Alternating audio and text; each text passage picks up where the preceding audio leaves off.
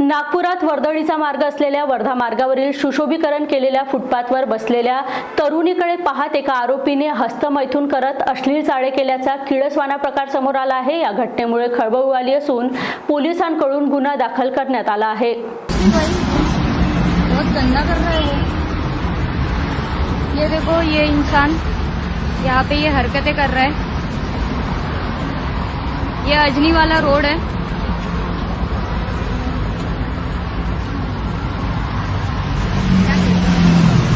चलो फोन करो पुलिस वालों को अभी, जस्ट नाउ, तुम्हारे फोन से जल्दी।